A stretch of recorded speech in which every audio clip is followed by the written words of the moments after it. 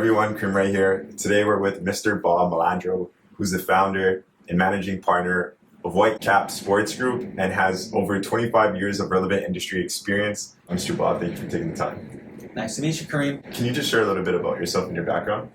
Sure. Originally from New York City, born and raised there for the most part. After college, worked on Wall Street for a number of years and stayed in financial services for quite a while, and then eventually got into sports mergers and acquisitions about 15 years ago and launched Whitecap Sports about 6 years ago. Nice. When people hear Wall Street, their eyes lit up. How did you get involved in Wall Street and why? Well, at that time, which was many, many years ago, it was quite, the market was booming, and a lot of people out of school that had backgrounds in business or finance wanted to get involved in the gold rush, so to speak, and I was one of those people.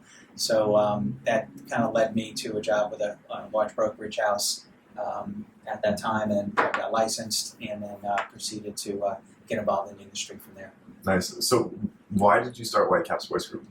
I'd been in this industry for a while, working for other companies, doing this type of work, and like anybody else who works for another company, you get your own ideas on the best way to do things, and typically the answer is either start your own company, or you convince somebody to do things your way. So in this case, I decided to start my own company. Understood. And how many competitors would you say you have in this space? There's not a lot. It's a very small industry in what we do. I would say there's probably 5 or 6 legitimate firms that are out there doing this type of work in the United States. I can't speak for overseas. It seems like there's a lot of people that act in this capacity overseas, but don't necessarily do it the same way we do. Understood. So, you guys got a beautiful office here in Tampa. Why Tampa? Part for lifestyle. Being from the Northeast, you kind of grow weary of the winters and some of the other things that go on in states like New York and Connecticut. But more importantly, Tampa is really a huge supporter for businesses in general. It's a great town to run a business, and when I launched Whitecap Sports here, I had a tremendous amount of support from the Tampa community, where had I launched a business like this, let's say in New York, I think a lot of people would have been trying to put us out of business, competitor-wise, where in Tampa, people were trying to lift us up. Nice. I watched a couple of your interviews, spent a couple hours. You mentioned Bill Gates invested $3 billion into Tampa. Can you share a little bit about that quickly? Yeah, he actually, through his Cascade Fund, invested with Jeff Innick, who's the owner of the Tampa Bay Lightning, into downtown Tampa infrastructure, and to make Tampa the first certifiably green city in the United States. So I don't know if your camera can see this, but not as much as it was a couple of years ago, where there was cranes behind us nonstop. Most of the construction's done, but they've invested, like you said, $3 billion into the downtown Tampa infrastructure, and they have absolutely transformed the city into something spectacular. Okay, so we know that not all sports teams are profitable, professional teams. How do they stay alive and afloat? And obviously different investors have different intentions with their investment. Well, they largely stay afloat because they're owned by people who have deep pockets, right? Most sports teams are owned by millionaires and billionaires, and while they may not be profitable on a day-to-day or year-to-year basis, they have owners that are willing to fund the operations and keep them stabilized along the way until they're ready to sell. What they find is when they are ready to sell, that the appreciation rate of these assets, at least historically, has been phenomenal.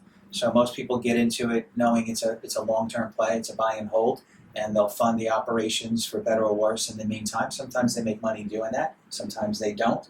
But when they do decide to exit, it's usually at a significant multiple to where they invested. So when you say long-term, are we looking at 5, 10, 15 years or longer than that? I think longer than that in most cases. There's not really a certain timeline that a team has to be held or sold. You find that most owners get in it for 20 to 30 or more years. Some treat it as a legacy investment and stays in the family for even longer. But I would say certainly more often than not, these teams are held for multiple decades. What type of funds are used for these investments? Well, historically, it's mostly been private capital. It's mostly been heeled individuals, well capitalized, like I said, millionaires and billionaires that would put their own money into these deals to make acquisitions. And I would say that's changed a little bit, in the last several years, where institutional capital has gotten the green light to come into Major League sports here in the U.S., and that has certainly opened the door, for a lot of larger type check sizes and more people to get involved. And what about venture capital? Have you seen any VC plays? With newer businesses like VCs typically look for, you may have an emerging sports league that is backed by VC, or certainly things in the sports technology realm which are backed by VC. But when it comes to sports teams, you're not going to see VC participate in mature, major league sports clubs. Typically, that's just not congruent. You speak to a lot of investors. What are the key takeaways for what these investors are looking for? Well, I'll tell you what they're not looking for. And there's a misconception that a lot of people are looking for a trophy asset, or they're doing this for vanity purposes. I can tell you unequivocally that's just not the case. I haven't seen anybody do that for many, many years. People are looking for strong economic plays. They're looking for good investments. And while these are alternative investments by nature, if you look at it, from a portfolio standpoint, where people have money earmarked for alternative investments, sports teams actually play really well, because unlike many alternative investments, they don't represent the same amount of risk to capital to principal that other alternative investments might. So at least again, historically, sports teams have always appreciated even in down markets. They're not correlated to the stock market. They never depreciated even during things like the pandemic. Not to say that they can't happen in the future, but it hasn't happened to date. So investors like the fact that they can take that alternative asset and part of their portfolio and do really well over time in a sports investment. What's the best sport to invest in right now in 2022? Geez, I don't want to alienate any of the clients we work with. I would say if you look at what has been growing at the fastest clip, I would say you'd have to look at professional soccer here in the United States. Obviously, MLS over the last 3-4 years has been just growing exponentially, and as has the lower tier leagues like USL. So those certainly have made for very good investments for people who've got in over the last 5 to 10 years. But that said, even the other traditional major leagues, NBA, NFL, Major League Baseball, are all seeing double-digit appreciation on an annual basis across the board. Typically, at least that's what we've seen, including this year over last year. Nice. The last question: where do you see the future of sports? Well, I think the future of sports is going to, certainly it's going to be all about fan engagement, right? Sports used to be all about selling tickets and getting people to, come watch a game, and if you're lucky, they'll spend some money at the stadium. That model is still there, but it's definitely become more intricate. Sports now is all about how do you reach consumers, and you reach them through multiple platforms, various technologies. Not everybody has to go to the game to be a customer, right? There's a lot of ways to engage people, to get them to engage with your corporate partners, get them to spend money on your team from afar. So that's where the business is going. And if you ask me where values are going, well, those are going to be consistently underpinned by two things. One is media rights, which has been the case for many years, and the other is legalized sports betting.